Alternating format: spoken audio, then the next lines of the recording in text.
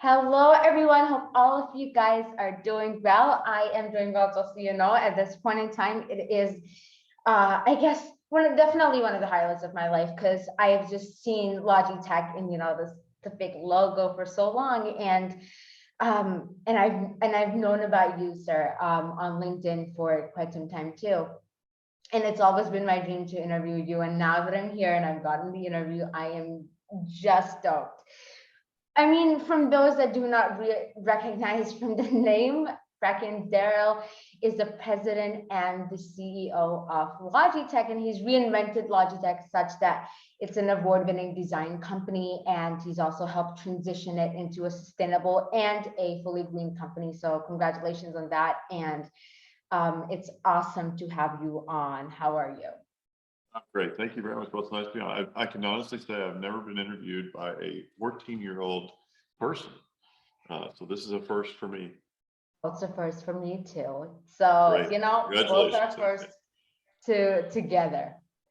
Okay, so the first question and it's also because of something that I've been discussing recently in our class, is the effect of environment on different people. Like, I would definitely say that my environment through my developing years, I mean, I'm still 14, I'm still a child, but like early developmental years has really affected who I am today and how I am here today too. And so I think it is that way for everyone, but how do you think your environment in your developing years really affected you as the person you've become today, really focusing on the leader you've become today? I think there's this very common discussion across many areas of your life, people's lives. That's called nature versus nurture. Is who you are because you were born that way, or is it because you were nurtured or affected by your environment, your family, everything else to become that way? And you never really know, right? You certainly can know now you can know what your genes would tell you, but you can't know even those where they seem to align with who you are. They can be expressed different ways by the things that affect you. So I would say, let's just assume for a second that most of who I am was created by nurture, by my environment. And why am I the kind of leader that I am? When I was about 10 years old, my dad left, and my mother was a first grade teacher. And so she was a single mother suddenly. And I had 3 siblings, and that event was while I don't think I was particularly traumatized by my dad leaving. I wasn't close to my dad. I was certainly affected by my mom's reaction to it, which was she had 4 car crashes in 1 year, and she sort of had a nervous breakdown, and she would come back and talk about and just talk about what she said or did during the day with her boss or with the students or with the parents or whatever. And she was always thinking, I wish I hadn't said that, or I wonder if I should have said this. And so I finally said to my mom, imagine you're standing on the beach and you've got a pen or you got a stick in your hand. You drag that stick behind your heels, and everything behind your heels you can't do anything about. So your whole life is from here forward. Now, back there is just for learning, not for second guessing, not for rethinking, not for wondering or regretting. And that was probably a pretty big effect on my leadership approach, the way I think about life in general. The second thing that really affected my leadership approach was I grew to the height that I am now, and I'm not really tall, but I'm a little above average probably. I'm about 5'11", and I was this height when I was 12 years old. So I was the biggest kid in my class, and I was kind of athletic because I had 2 older brothers and a younger sister. So I was a natural leader, on sports fields. And even though everyone grew up around me, then I went from being the biggest to one of the kind of average. I learned that I liked leading, and so I was kind of a natural leader in the beginning, and then I had to earn it later. So that probably influenced my desire to be a leader. You want me to keep talking here? Okay. No. I was just nodding. I was muted, so I had to, take my hand and unmute. But I mean, No, that is definitely awesome. And I think really the situations you are put in is what makes you a leader. And also then further would, kind of make you think, oh, I might want to do this for a living, or I mean, this is like this is the thing. And I think even though like I know at this point I want to start a business, but a lot of times I may see something and I'm like, oh, that's cool. And I think that's just with like every teenager or I mean, I'm a freshman right now, so I'm sure within these 4 years I will have a lot of moments where at some point I'd want to be something else. So what was it that one, and was it an exact moment that it hit you? No, this is what I want to do for a living, and I know that I can rock being a boss. Well, it's interesting though. When you're 14, you don't even understand exactly what jobs are, right? Because you can't. You hear somebody say they go to the office, and you think, what do they do in the office all day? Do they just sit around and talk to each other? Do they type on their computer all day? What are they typing about? When they have meetings, what do they do in those meetings? What are they talking about? So I think there's so much you don't know, or you. I mean, you kind of know what a fireman is or a firewoman. You know that they put on the equipment and then there's a fire and they run in to deal with the fire. You know what a doctor is because you go to the doctor and you say, okay, well, this is what a doctor's experience must be. When you think about a business person or a business leader, it's a little nebulous, right? So, and it's really hard to explain. So I don't think at 14, I said, yeah, I really want to be a business leader. I just liked leadership. And I thought this is really cool how you can get a group of people to go try to do something.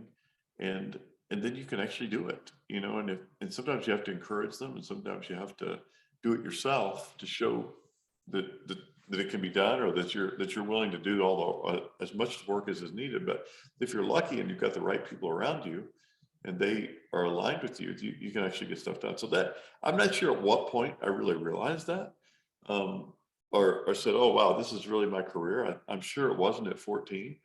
So I would say you're going to keep learning. Maybe the most important thing to know at 14 is that you don't need to know, that you need to keep learning and growing and trying new things.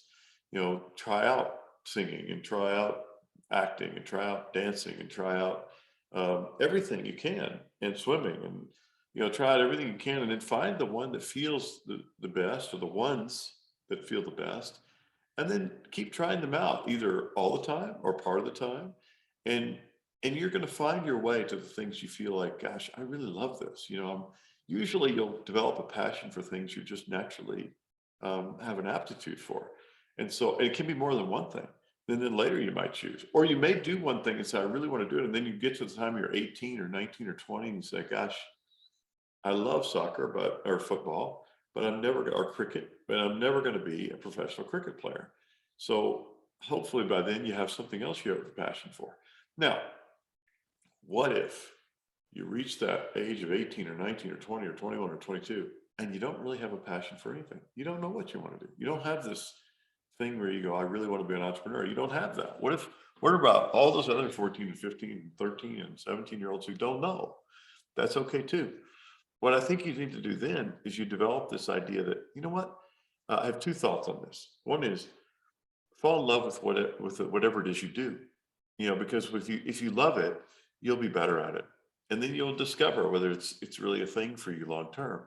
And I would argue you can kind of love, and this may sound really corny, you can love almost anything, if you really decide you want to. It's almost like a kind of a religious thing. You really can love almost anything.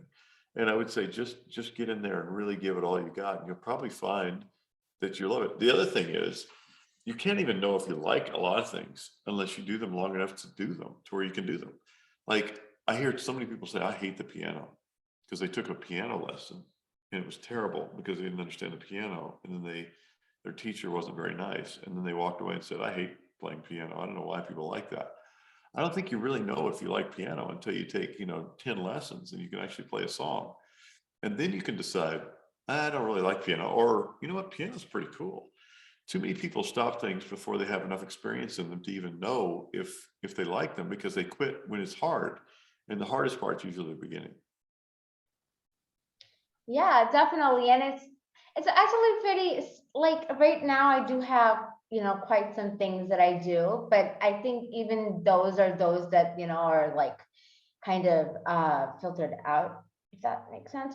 But I actually started out as a stand-up comedian. So I started with stand-up comedy, and then so I went from there, and like a bajillion years later, here I am. At 11, I started. So right now I'm interviewing, and I'm so passionate about education, and I'm so passionate about starting my own business and a lot of things at once. So I think probably I will have one at some point in time, but I mean, who cares?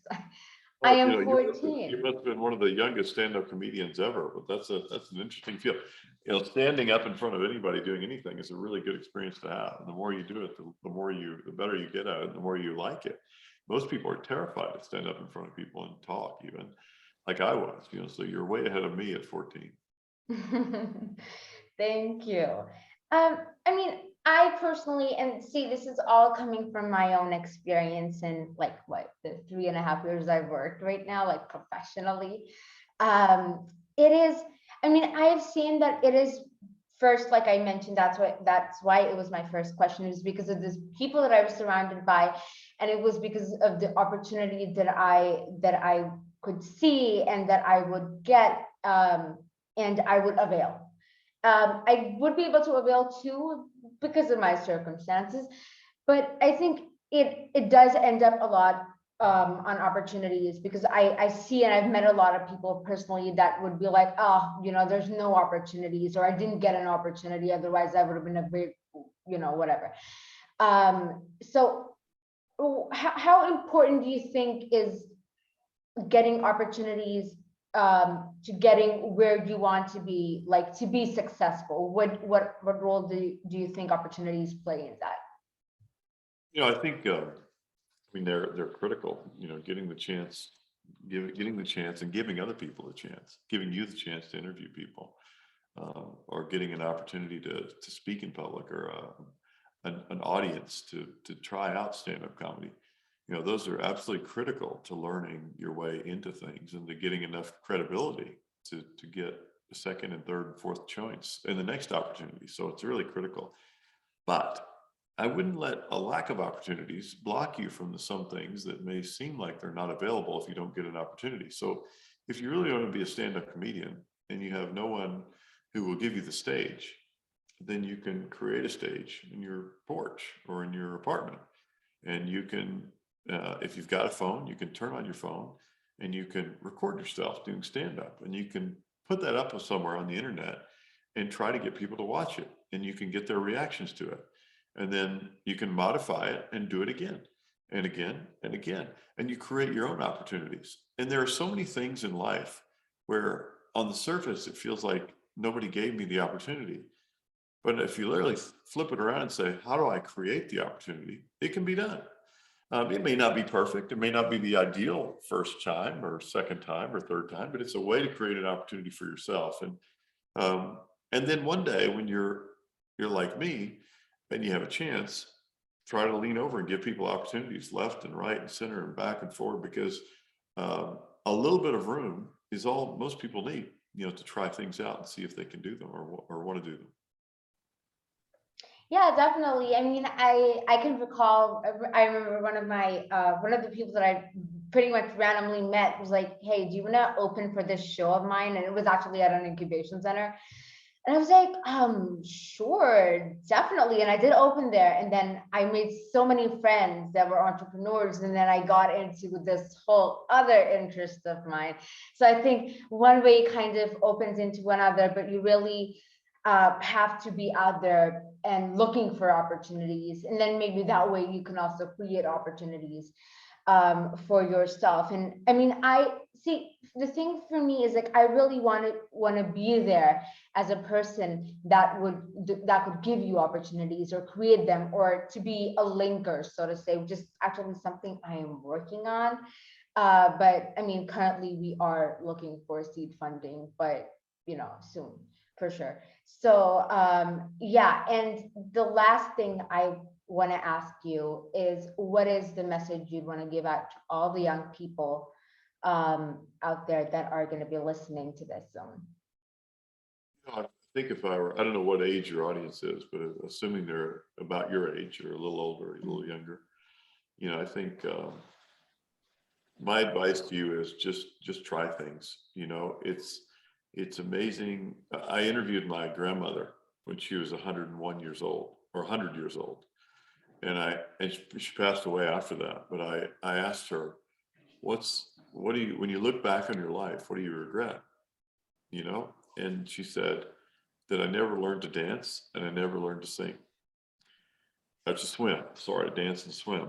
And I thought, and so I thought, you know, you don't want to be 100 years old and say, I never tried X and I never tried Y. You don't even want to be 20 years old if you can start to try things now that you think are really interesting for you. So just go out and try it. Don't worry about making a fool of yourself. Don't worry about anybody laughing at you.